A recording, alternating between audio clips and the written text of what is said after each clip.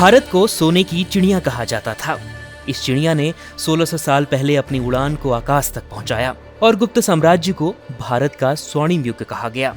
ऐसा इसलिए क्योंकि इस दौरान साहित्य, संस्कृति, स्वास्थ्य के साथ साथ भारतीय अर्थव्यवस्था को भी मजबूती मिली थी। इस दौरान ही सिक्कों ने एक नया आकार लिया और सोने के सिक्के भी गढ़े गए।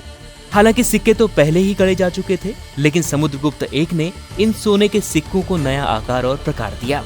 इस पर आकृतियां गढ़ी गई, जिसने गुप्त राजवंश को पड़ोसी राज्यों में अलग पहचान दिलाई और उन्हें ताकतवर साम्राज्य के रूप में बल दे दिया। समुद्रगुप्त वही राजा थे जिन्हें भारत का नेपोलियन भी कहा गया और पिछले दिनों राजधानी दिल्ली के इंदिरा गांधी राष्ट्रीय कला केंद्र में अमेरिका के शिकागो के रहने वाले न्यूमोसेमेटिक और इतिहासकार संजीव कुमार की किताब treasures of the Gupta empire का लोकार्पण किया गया। 40 साल के शोध के बाद संजीव ने किताब लिखी और उन्होंने इस किताब के बारे में क्या कहा, आइए आपको सुनाते हैं। भारत का जो इतिहास है, we have to learn to appreciate it. और जो हमारी हिस्ट्री बुक्स में आजकल लिखा हुआ है वो कंप्लीट नहीं है। अब इसको कैसे कंप्लीट करें, ये सब नई रिसर्च से ही होगा। ये जो मैंने किताब पब्लिश करी है, ये 40 साल की रिसर्च के बाद में इसको वर्ल्ड के सामने मैंने रखा है। अब ये किताबें तो काफ़ी लोग लिखते हैं, बट इसमें जो एक चैप्टर है वो एक सिंगल बुक हो सकती है। मतलब जो एक मानी जी थे, वो बोल रहे थे, संजीव आपकी जो किताब है हर एक चैप्टर की एक बुक बना सकते हैं, इतनी डिटेल है। बोल रहे थे कि ये लोग तो पीएचडी लेते हैं एक एक सब्जेक्ट पर, आपका एक चैप्टर आपको पीएचडी मिल सकता है। इतना डिटेल और इम्पॉर्टेंट इन्फॉर्मेशन है। और ये इम्पॉर्टेंट इन्फॉर्मेशन इस तरह का है कि ये देखिए, जब हिस्ट्री की बुक्स लिखते हैं ना, पीपल कलेक्ट डाटा और बोलते हैं सब कुछ मैंने कलेक्ट करके बुक में लिख दिया, ये हमारी हिस्ट्री बुक है, खुश रहो, खरीद लो। I didn't do that. I don't want to collect information, I want to be a investigative historian. मतलब ये क्यों हुआ, अब आप लिखा है हो गया, but show me the proof, कैसे हुआ। अब आपके पास फैक्ट्स क्या हैं। अगर आप कहते हैं कि ये इंस्क्रिप्शन का मीनिंग ये है, तो कैसे आपने प्रूव करा, मुझे बताइए। मैं किताब में every single point I do that. आपको एक सिंपल सा एग्जांपल देता हूँ। ये Gupta dynasty ended around 543 AD। भाई हाउ डिड इट एंड, क्यों एंड हो गई? अपने आप ही थोड़ी ना कोई मर जाता है। मतलब पूरी डायनेस्टी है, वो इतनी इंपॉर्टेंट डायनेस्टी है, कुछ तो हुआ होगा। What was the reason? Our history books are silent. Samudragupta Gupta साम्राज्य के ऐसे सम्राट थे जिन्होंने सबसे ज़्यादा, जिनका नाम आता है इसमें, चाहे वो आर्यभट्ट का खोज हो या कालिदास की हो या फिर स्वर्णिम युग की बात करें, साहित्य की बात करें, वो खुद बहुत बड़े गायक भी थे। तो उसको आपने किस तरह से देखा और उनके वो जो 6 सिक्के उन्होंने उस समय जारी किए, वो कितना बड़ा रोल प्ले करते हैं हमारे भारत के स्वर्णिम युग के लिए? He was the first महाराज धीराज, जिन्होंने एक तो गुप्ता एम्पायर को पूरा एक्सपैंड करा, समुद्र टू समुद्र। Secondly up to Gujarat. He didn't take Gujarat he left alone, western Kshatrapa region तक, but he stop there. But more importantly, in वो अलाहाबाद प्रशस्ति में लिखा है that he brought back the Vedic traditions, जो हम that were long forgotten. Hundreds of years we had forgotten our own Vedic traditions and culture. Usko he brought back. And Asma Veda, Yagna, ये सब कुछ करने के Puranas were written at that time. Shilpa Shastras were established for how to have Lakshmi Devi, how she should be shown. जो coins हैं उनके, you can see not just Samudragupta, but all the way from Chandragupta I all the way through Skandagupta, you can see all the designs. Kartikeya is on there. There is Vayakuntha seen on the coin of Chandragupta I. Ramayana के poses हैं, like for king is standing with a bow and arrow in his hand. So these are all examples of how they were trying to tie in the imagery from Vedic scriptures into the messages to give to the, because उस time TV तो भी नहीं था, comics भी नहीं थी, books भी नहीं थी, बट दे हैड कॉइन्स। अगर आप कॉइन पे वो इमेज डाल दें तो फिर राजा रानी ये सब लोग तो उनका कॉइन का इमेज है, लेकिन मास में जो देखेंगे, masses में देखेंगे, they will see that and get an example.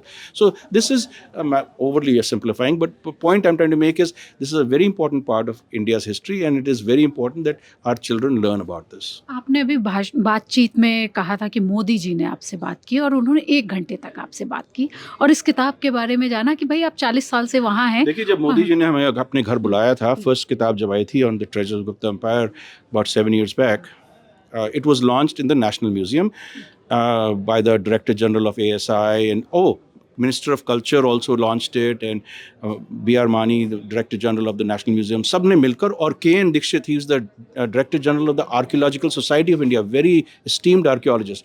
इन चारों लोगों ने लॉन्च करी बुक. Then मोदी जी को book came to his attention, so he invited me to the house, and I was very surprised. I thought कि मैं तो जाऊँगा, मोदी जी के साथ पिक्चर लेंगे, नमस्ते नमस्ते, thank you, and go out. Oh, he sat there, he was asking me questions. He had actually gone through the book, he had read it. मैं prepared नहीं था. मुझे तो ये ताजुब था कि इन्होंने बुक पढ़ी, मतलब डिटेल्स, इतने डिटेल क्वेश्चंस पूछे. उन्होंने बोला, संजीव जी, वाराणसी तो हमारी कंस्टिट्यूंसी है, आपने तो हमारी कंस्टिट्यूंसी के मेन डायनेस्टी के बारे में लिखा, हमें बताइए, आप बाहर बैठे हुए हैं, आपने ये कैसे लिखा? I was not allowed to take pictures. उस टाइम रूल होता था कि अगर आप पिक्चर लेंगे या गार्ड आपको बाहर निकाल देगा. It was illegal to take pictures in museum. तो Don would distract the guard while मैं चुपके से पिक्चर लेता था स्कल्पचर की. तो मैंने मोदी जी को बोला, देखिए, हम भारत के लिए रिसर्च कर रहे हैं और हमको क्रिमिनल की तरह एक्ट करना पड़ता है. This is not right.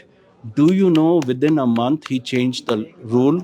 He told ASI that you have to change the rule effective immediately, and after that ASI published the thing that everybody is allowed to take pictures in the museum except in certain places, like jahan light will affect them in certain places, but mostly भाई पत्थर की मूर्ति है, you want to take a picture, enjoy. उसमें advantage ये है कि जब young people, generation Z जब जाती है, they get excited. भाई हमारी, it is our beauty, our history, our culture. उसको celebrate करें ना. You cannot put a picture of outside of the National Museum on Twitter. You have to put a picture of of a fight scene from Ramayana, or a picture of a Durga or something. उसमें मजा आता है. Building की picture लगाने से क्या फायदा आता है? तो this is a change that I was able to help.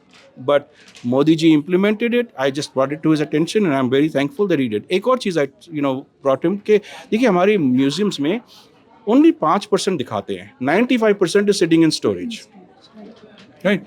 Modi ji ने क्या करा? Every year after that, in the budget, crore and crore and crore has been put into digitize the museum collections. Right? Now, it's not that I told him to do it. I just brought one of the things to his attention. I'm sure other people did also. But the thing is, as researchers, we have to bring to the people's attention the people who can make decisions, and hopefully they'll help that and do that. Okay, a lot of work needs to be done, and Meri Kitab has started the process. Other researchers have to take it and make it happen. I think first and foremost it's important that ये किताब जो है इसको हिंदी में translate हो. तो अब हिंदी में ट्रांसलेट करने के लिए अगर मैं तो अमेरिका में बैठा हूँ, मेरे को करवाने के लिए तो बहुत मुश्किल है. लेकिन अगर भारत की government takes on that charge, I would be most grateful. But इस रिसर्च को अगर हमको भारत में यूज़ करना है तो इट इज़ इम्पॉर्टेंट कि ये ट्रांसलेट हो. And the best people who can do it is the ministry of culture. And so when that is, I am willing to help get it done, but somebody has to do it ना. तो अगर मैं हिंदी में लिख सकता तो मैं English में क्यों लिखूंगा? लेकिन मेरी तो my command is on the English language. But I think it is necessary. I agree with you, and होना चाहिए जरूर. संजीव कुमार की 600 पन्नों की ये किताब treasures of the Gupta empire को भारतीय इतिहासकार नई क्रांति बता रहे हैं और इसे इतिहास की पढ़ाई कर रहे छात्रों के लिए अहम कदम बताया जा रहा है. 1957 से कोई नई किताब बनी ही नहीं थी. अभी कितना, ऑलमोस्ट 60 इयर्स हो गया, then we are getting a new book. और इनकी जो 7 साल पहले फर्स्ट वॉल्यूम आई थी, जो छोटी थी, इसकी वो इतनी पॉपुलर हुई कि ज्वेलर्स लोग उसको पढ़ने लग गए अच्छा। और वो कॉइन्स ढूंढ के लाते थे। और मैंने एक ऑर्डिनरी ज्वेलर के मुंह से सुना है कि इस पर लिखा है परम भागवत महाराजा राज श्री चंद्रगुप्त विक्रमादित्य। अब मैं ये ज्वेलर लोग जब बता रहे तो किताब का पर्पस सार हो गया, ऐसा है ना। एक जनरल इंसान को भी मालूम पड़ गया कि ऐसे सिक्के होते थे। और ये एक ही सीरीज ऐसा है, ये गुप्ता कॉइनेज के एक ही सीरीज है जिसमें इतने ज़्यादा स्वर्ण के सिक्के, इतने ज़्यादा सोने के सिक्के कि हम कह सकते हैं कि भारत ये सोने की चिड़िया थी। तो वो गुप्ता एज जो था उस समय उसको कहा ही भारत का स्वर्णिम युग जाता स्वर्णिम है। युग है, स्वर्णिम तो युग। उसके बाद जब सर अब ये किताब संजीव जी लेके आए हैं तो उस आपको क्या लगता है कि इसके बाद आपने मांग भी की है कि उनको पद्मश्री दिया जाना चाहिए, तो आपको क्या लगता है कि कितना बड़ा बदलाव इतिहास में और भारत की जिस तरह से बातें हो रही थी कि बहुत बड़ी चीज़ें सामने लेके वो आए हैं जो कि अभी तक सामने नहीं थी। चांदी के सिक्के, जिस तरह से जोशी जी अभी कह रहे थे कि उस समय का अर्थव्यवस्था के बारे में बताता है कि सिक्के कितने बड़े होते थे और छोटे होते थे, उसी हिसाब से वो भारी होते चले जाते थे। वो अर्थव्यवस्था को डिस्क्राइब करता था। अगर आज से उसको जोड़ें और आज के कॉइन्स को उसको जोड़ें तो आप क्या कहेंगे? There is lot to learn from this, बहुत ज़्यादा सीखा जा सकता है। इस वक्त हम 21वीं शताब्दी में हैं और हमारी जेब से लगभग सिक्के गायब हो चुके हैं। इस डिजिटल युग में 50 पैसे और 10 पैसे के सिक्के लगभग बाजार से गायब हैं।